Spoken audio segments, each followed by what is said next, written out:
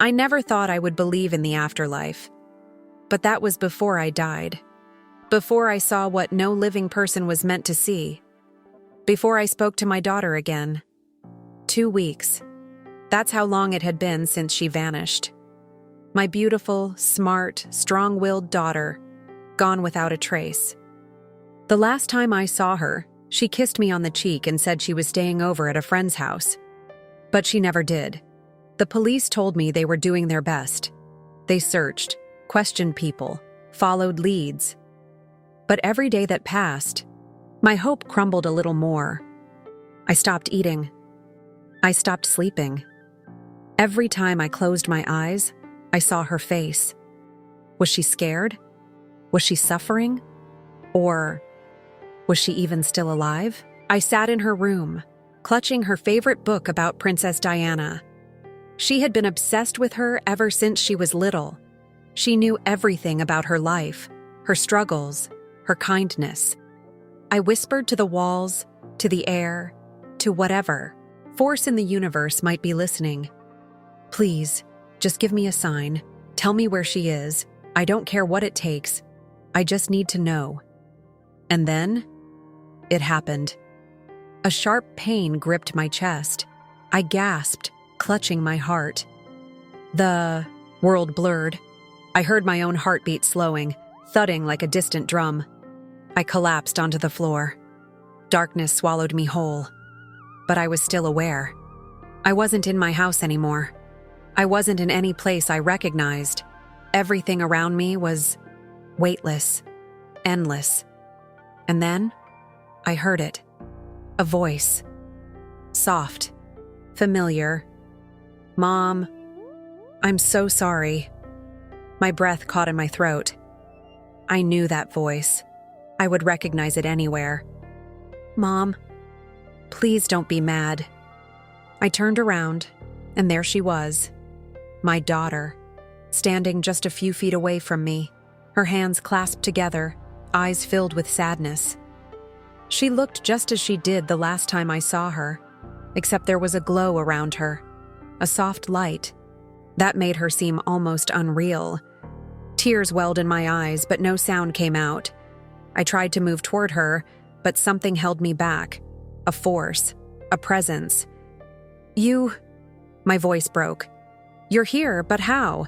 This can't be real. She stepped closer, her expression filled with sorrow. Mom, I never meant to leave you like that. I wanted to come home, I swear, but I never got the chance. Her words hit me like a dagger.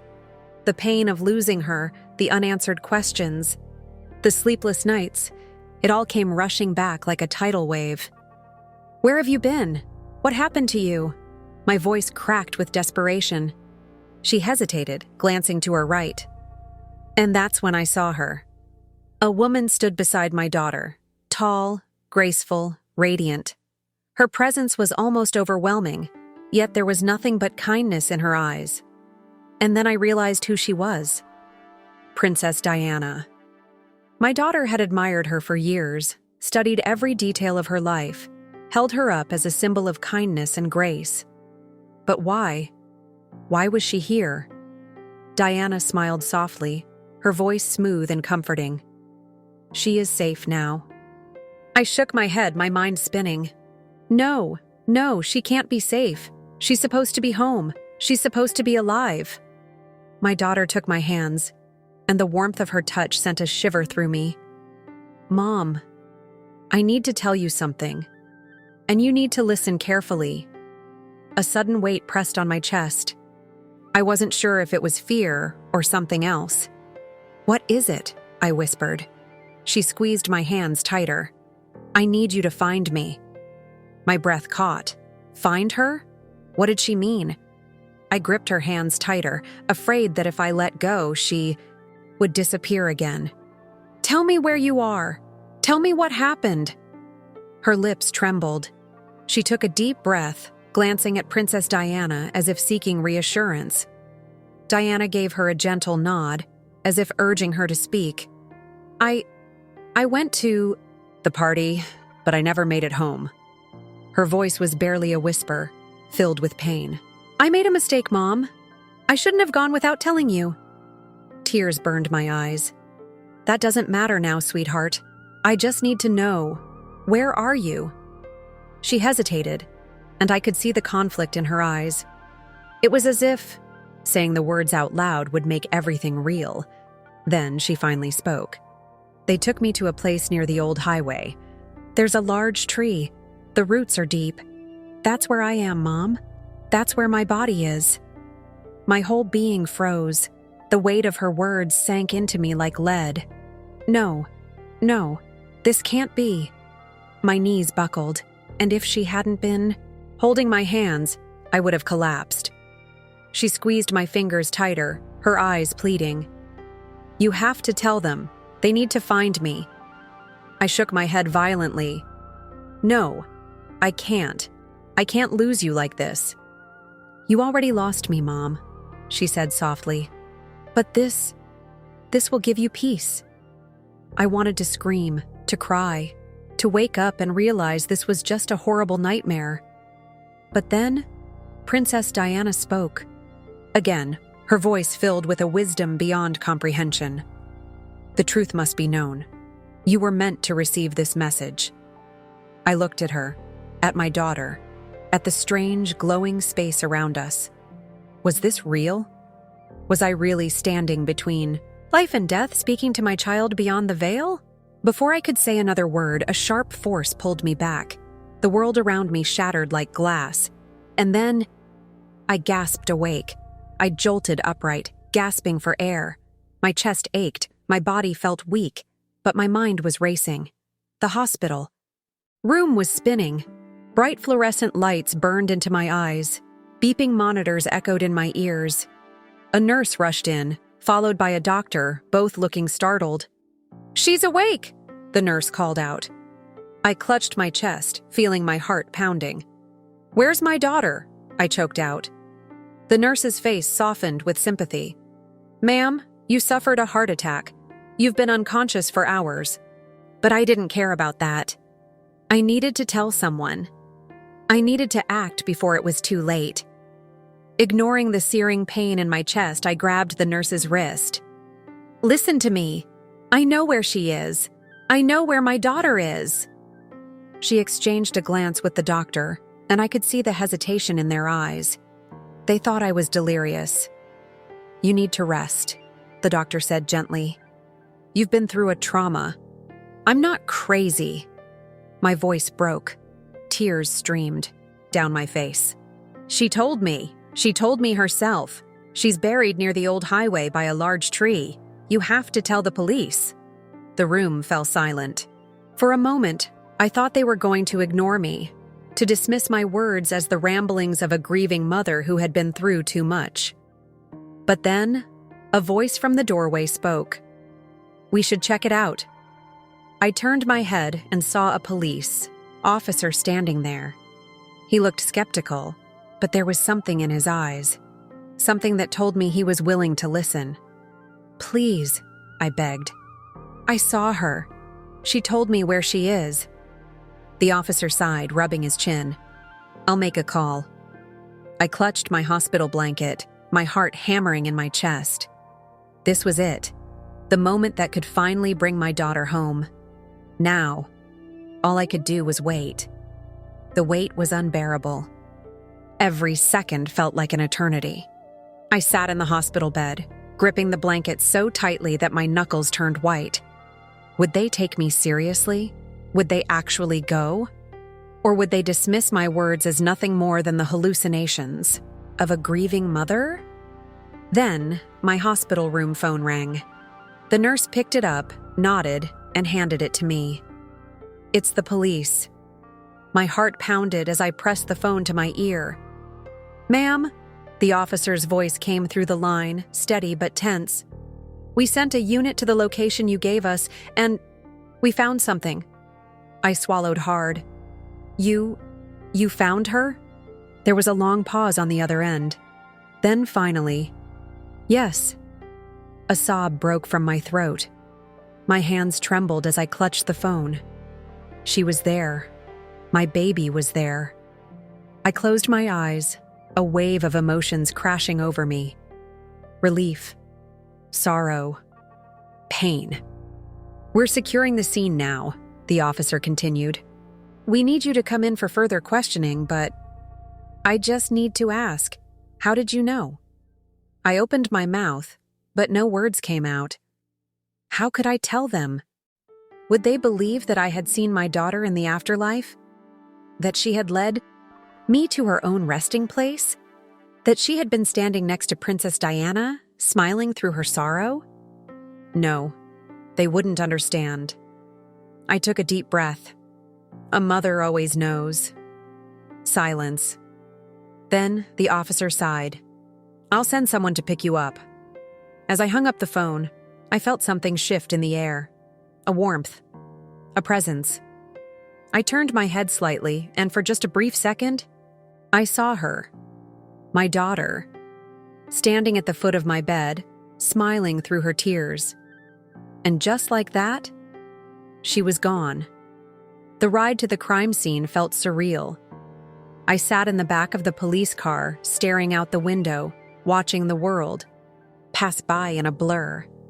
My heart pounded in my chest, but my mind was elsewhere, stuck between reality and the place I had visited during my near-death experience. I still felt her, my daughter, as if she was right beside me, whispering in my ear. The car slowed down, then stopped. The officer in the front seat turned to me. "We're here." I stepped out, and my legs nearly gave out beneath me. The place, it was exactly as she had described. The towering tree, the deep roots twisting into the earth, a line of yellow crime scene tape stretched between the trunks. Several officers stood around, speaking in hushed voices. A forensic team was already at work. And then, I saw it. The moment I laid eyes on the disturbed soil, on the place where they had uncovered her remains, my breath caught in my throat. Tears welled up in my eyes. "Oh, baby." My voice was barely a whisper. One of the detectives approached me. His face was unreadable, his voice professional, but I could hear the unease beneath his words. "We're still processing everything," he said. "But the fact that you knew about this location, it's highly unusual." I didn't answer. What could I say? That my dead daughter had told me herself? That I had spoken to her in a place beyond this world? The detective hesitated. "We'll need a formal statement, of course, but I wanted to offer my condolences." I nodded, unable to form words. The only thing I could do was stare at the place where my daughter had been hidden for so long. And then, a breeze. Gentle, warm, almost comforting. I turned my head slightly, and for the briefest moment, I saw her again. She was standing beside the tree, looking at me with the softest smile. And she wasn't alone. Princess Diana stood beside her, placing a gentle hand on her shoulder. My daughter's lips moved, though I didn't hear her voice. But I knew what she was saying. "Thank you, Mom." And then, she was gone. The day of the funeral arrived faster than I had expected. Even with all the preparations, all the arrangements, nothing could have truly prepared me for this moment. The moment I would say goodbye to my daughter for the last time. The church was filled with friends, family, and strangers who had followed the case. There were flowers everywhere, white roses, her favorite. I stood in front of the closed casket, my hands trembling as I reached out to touch the wood. It was cold, lifeless, just like she had been for 2 weeks, alone in the earth. Tears blurred my vision. My baby, my little girl. She should have been here. She should have been alive. A deep sob broke from my chest, but as I wiped my tears away, I felt it again. That warmth, that presence. I knew she was here, watching. The priest began speaking, offering words of comfort, but I barely heard him. My mind drifted back to that moment, the moment she had looked at me in that other place beside Princess Diana. She's safe now. Those words echoed in my mind. For so long, I had felt nothing but grief, nothing but loss. But now I felt something else. Peace. A gentle breeze passed through the church, causing the candles to flicker. The scent of roses grew stronger, almost overwhelming. And in that moment, I knew she was saying goodbye. I closed my eyes and whispered, "I love you, sweetheart. Rest now." And for the first time in weeks, my heart felt lighter. Days passed, then weeks. Life didn't go back to normal, because how could it? My daughter was gone. No amount of justice, no amount of answers could change that. But something inside me had changed. For the first time since she disappeared, I wasn't consumed by the unknown. I wasn't haunted by the endless questions, the unbearable emptiness. I knew where she was now. I knew she was at peace. The news had spread quickly. People questioned how I had known where to find her, how I had led the police straight to the exact spot. Some believed it was a mother's intuition. Others called it a miracle. But I knew the truth. I had died. And in that moment between life and death, I had seen what most people never do. I had seen my daughter, and I had seen what waited for us on the other side. Late one night, as I sat alone in her room, running my fingers over the pages of her Princess Diana book, I felt it again. That warmth, that presence. I didn't see her this time, but I didn't need to. I smiled, whispering into the darkness, "Good night, sweetheart." And somewhere beyond this world, I knew she heard me. If this story is still here, if you're hearing these words, then you were meant to. I never believed in life after death. I never believed in messages from beyond. But I do now, because I lived it. I saw what they don't want us to know. There is something after this life. And sometimes, the ones we lose aren't really gone. But there's one thing I can't stop thinking about. Why was she with Princess Diana? Was it just a coincidence? Or is there something more? There are things we may never understand. But what I do know is this: we can't ignore the signs. If you've ever felt like someone was trying to reach you from the other side, if you've ever experienced something you couldn't explain, you are not alone. The truth is out there. And sometimes, it comes to us in ways we least expect. But will we listen? Or will we let it be forgotten? If you've made it this far, don't let this message disappear. Share this story before it's too late.